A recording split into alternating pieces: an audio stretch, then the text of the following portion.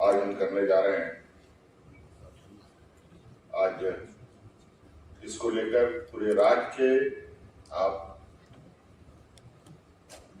सभी कहेंगे कि महत्वपूर्ण व्यक्तियों का समूह यहाँ उपस्थित हुआ है।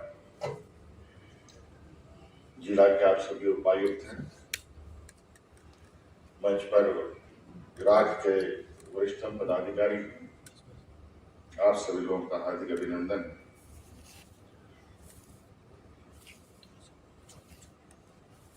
आज से आबोआ वीर आबोआ दिसों कार्यक्रम का अभियान हम लोग शुरुआत करेंगे। इसके साथ साथ एक और कार्यक्रम है, आपकी योजना आपकी सरकार आपका द्वार। दो ये अभियान स्टार्ट है, लेकिन इसमें मुख्य रूप से आबोआ वीर आबोआ दिसोम।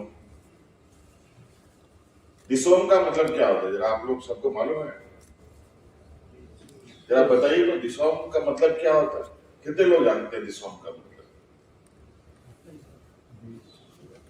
एक दो लोग, डीसी साहब लोग, कितने डीसी लोग जानते हैं? क्या होता है? देश। लेकिन और वीर का मतलब जंगल।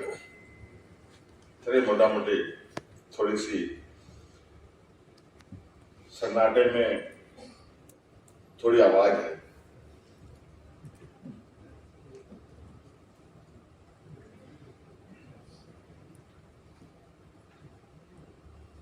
मैंने कई बार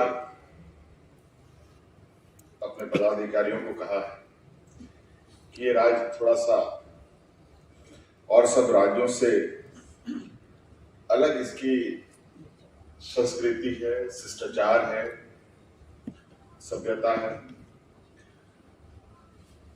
यहाँ के लोग के बारे में वेलफेयर सेक्रेटरी साहब ने आपको बताया ही। यहाँ के लोग किस तरीके से हैं, किस तरीके से रहते हैं। और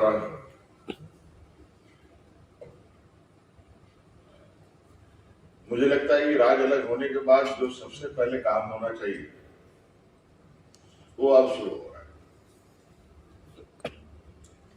30% के लगभग वन क्षेत्र है हमारा राज्य, और जंगल झाड़ मिलाकर के कह लें तो लगभग 50%।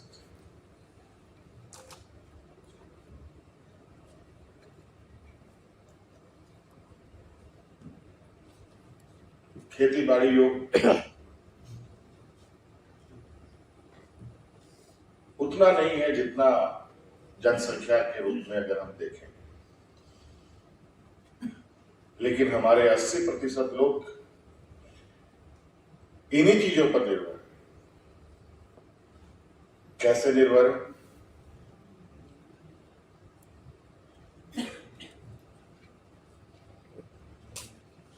मात्र 20% लोग जो बाजार में शहरों में हैं, और बाकी सभी लोग खेती बाड़ी पर, लेकिन जमीन तो है नहीं।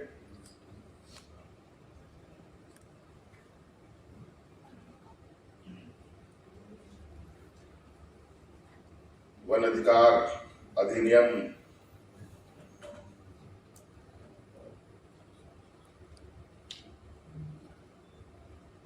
बने हुए कितने वर्षों हो गए, लेकिन मुख्य सचिव जी ने भी इस विषय को लेकर बहुत संक्षिप्त में, बहुत क्रिस्पी बातें आपके समक्ष रख दी है। मुझे नहीं लगता है उस बातों को दोहराने की आवश्यकता है। मुझे लगता है कहीं ना कहीं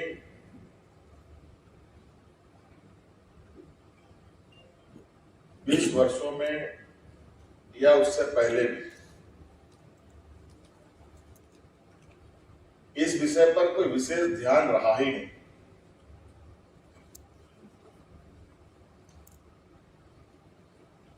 ये लगता है सरकारी कार्य की व्यवस्था में ये कूड़े के ढेर पे रखा हुआ ये है। हम लोगों ने बिरसा हरित ग्राम योजना प्रारंभ किया है, रैयत की जमीनें में भी, गैर मंजूरा जमीनों में भी।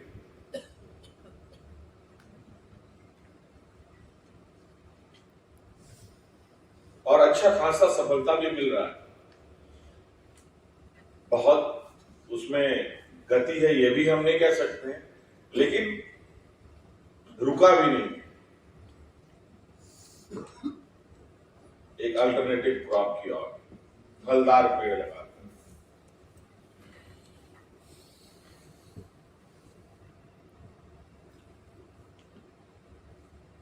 तो कई ऐसी चीजें हैं जो आपको अपने जिले के अंतर्गत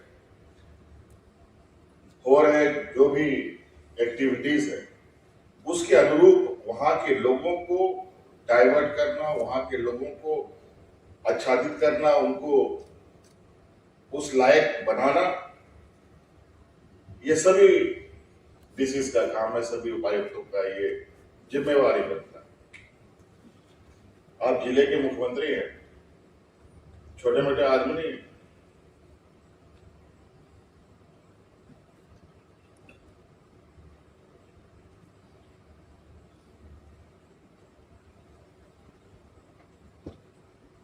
इसीलिए बिल्कुल इसका समय समय पर इसका रिव्यू भी बहुत तेजी से होगा और बहुत गहन रिव्यू की जाएंगी। इसलिए इस विषय को एकदम विशेष रूप से आपको ध्यान देते हुए काम करना है। आज लोग पर्यावरण की पर चर्चा कर रहे हैं। दिल्ली के हालत के बारे में सुन ही लिया आप लोगों ने, सारे स्कूल कॉलेज बंद हो गए ना। और आज जो समूह है यहाँ पर, जो समाज है, इस समाज का कोई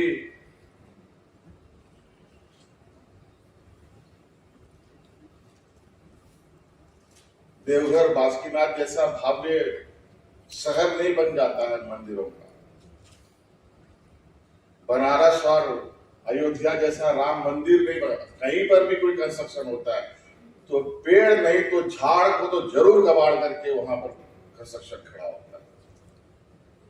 लेकिन आदिवासी समाज कभी भी पेड़ों को नुकसान नहीं पहुंचाता, क्योंकि उसको पता है यही पेड़ हमारी जीवन है। और आज उसी को लेकर हम लोगों ने बुके की परंपरा इसीलिए खत्म किया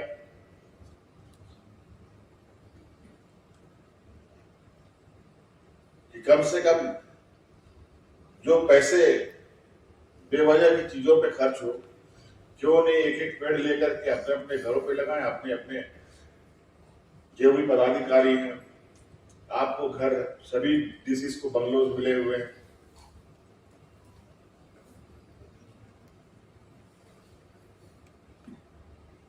खूबसूरत दिखने वाला फूल पत्ती तो आप जरूर लगवाते हैं, लेकिन बड़ा वृक्ष लगाने का काम आप अपने ही कैंपस से क्यों नहीं शुरू करते?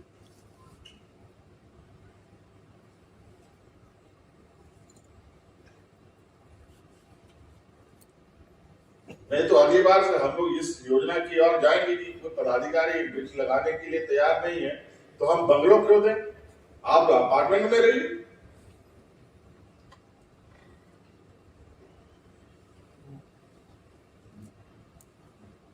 व्यक्तिगत जिम्मेवारी जब तक हम सुनिश्चित नहीं करेंगे और व्यक्तिगत अगले की नहीं, खुद की भी व्यक्तिगत जिम्मेवारी हम नहीं फिक्स करेंगे तो इस काम को आगे ले जाना बड़ा मुश्किल है।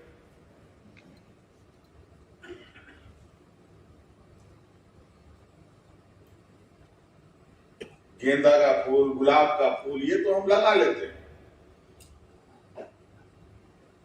लेकिन कभी जामुन का पेड़ हम अपने कैंपस में नहीं लगाएंगे, आम का पेड़ नहीं लगाएंगे, नीम का पेड़ नहीं लगाएंगे, करंज का पेड़ नहीं लगाएंगे। लेकिन आज भी झारखंड में कई ऐसे जिले हैं, रांची विशेषकर, जहां अंग्रेजों का अभी भी बंगलोज हैं और उन अंग्रेजों का लगाया हुआ पेड़ आज भी जिंदा है।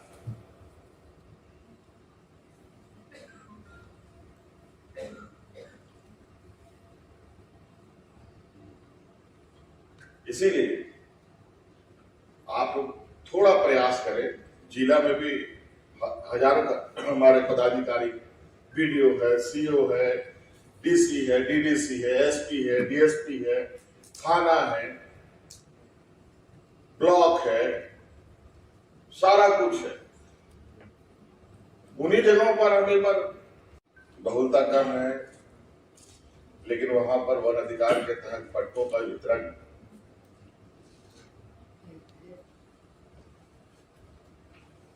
इस तरीके से हुए हैं कि आज मंच पर या सभा में बोलने में भी थोड़ा अच्छा नहीं लगता है कि वो भी और वहां के भी ब्यूरोक्रेट्स, यहाँ भी हमारे ब्यूरोक्रेट्स, वहां भी आईएएस, आईपीएस, आईएफएस के लोग हैं, यहाँ भी हैं भरे पड़े। लेकिन ये काम करने में ये अंतर क्यों आता है?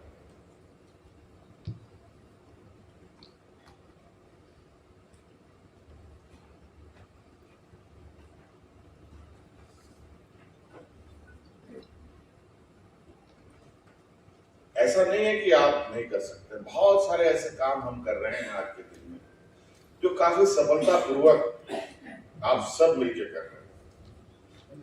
और मुझे नहीं लगता है कि आप लोगों ने कोई चीज ठान ली और वो चीज ना हो।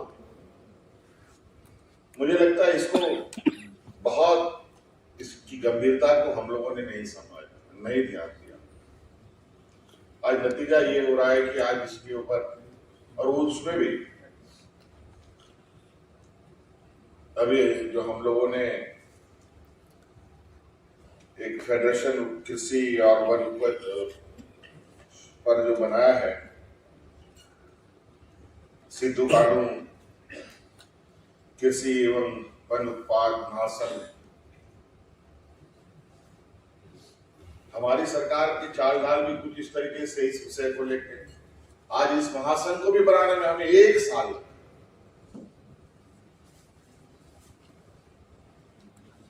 ये स्थिति है। चलिए, लग रहा है इस मुहिम को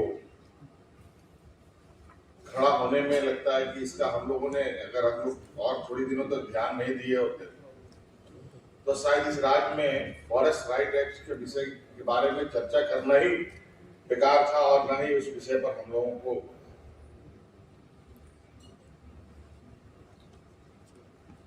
कभी चर्चा करने की आवश्यकता पड़ती।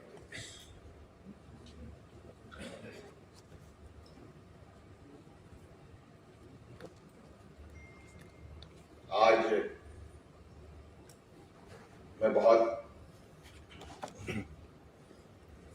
ज्यादा नहीं कहना चाहूंगा और बहुत खरी खोटी भी सुना सकता हूं आज, क्योंकि जिस काम की जरूरत हमें पहले होनी चाहिए थी,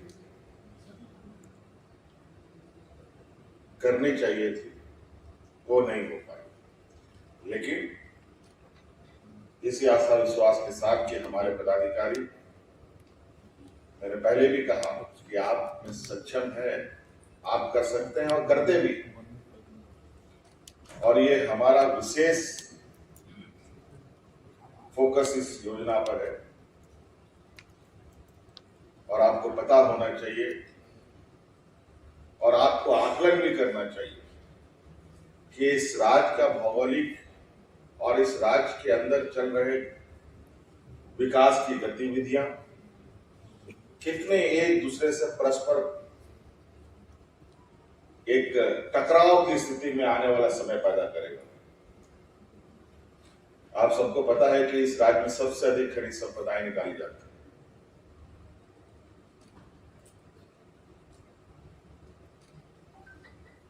जो वर्तमान खेती योग्य जमीन है, उससे भी कोयले निकाले जा रहे हैं। आज नहीं कल वो खनिज संपदा खत्म होगा। 20 साल, 25 साल, 30 साल, और आज के जो मशीनें जो आ गई हैं, जिस तरीके से माइनिंग के इक्विपमेंट्स आए हैं, जो काम 5 साल में होता था वो 5 दिन में हो रहा। तो ये खनन कंपनियां इस राज्य को एक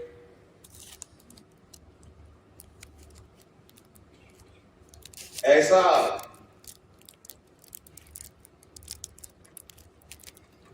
कबाड़ करके खनिज संपदा निकाल कर यहाँ के लोगों को ऐसी दुर्दशा में छोड़ेंगे जिसका अंदाजा नहीं है। क्या कोई बता सकता है कहीं भी कोई खनिज संपदा हो रहा है, रामगढ़ का हो या हजारीबाग का हो, चतरा का हो, लातेहार लोहरदगा का हो, साहिबगंज का हो, पाकुड़ का हो, कि कल को उन खदानों का रिक्लेम भी करते हैं जहां वहां आज धान की खेती होती थी, क्या 30 साल के बाद भी वहां पर धान की खेती होगी?